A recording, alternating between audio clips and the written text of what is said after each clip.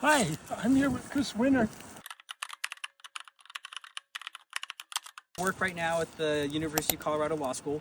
So I run a research center there called the Getchus Wilkinson Center for Natural Resources, Energy, and the Environment. So kind of a mouthful. That's a well-regarded environmental law program, one of the top programs in the country. So I feel really lucky to be there. I work on Western water law, public lands, natural resources management. I teach also. I mentor students all the time who are interested in environmental law.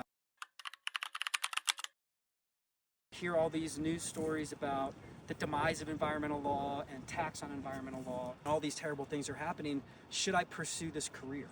Those are really important and difficult questions because things are kind of bleak right now. The pendulum's going to swing back. I encourage students to just stick with it, to remain hopeful. And our laws just reflect our values, and so environmental law is not going away. It's always going to be here.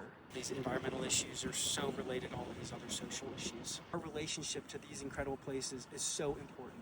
What you really believe in, the connection to nature. Oftentimes is the federal government, like an agency, Yeah. would say, oh yeah, sure, you can go and drill in the Arctic Ocean. Yeah. Like we're giving you a permit to do that. Right. Or a lease. Yeah. And then we'd represent a native community or local folks who would say, no, that's definitely not lawful. And then we'd sue the federal government for that decision in federal court. And then we'd have a company like Shell Oil or ConocoPhillips say, oh no, we're going to intervene because that's our lease, that's our permit, Right. that's our drilling operation.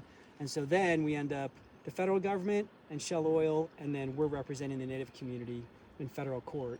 And so it kind of turns into maybe it's like a little bit of a David and Goliath situation where Shell brings an army of lawyers. You've got the Department of Justice and the federal government, and then you have this very isolated, marginalized native community with like a couple scrappy lawyers like me, trying to change course. So it was hard work, but it was really interesting. Sounds like a Paul Newman movie or something with a lawyer against the big insurance company or something. Yeah. Wow, neat.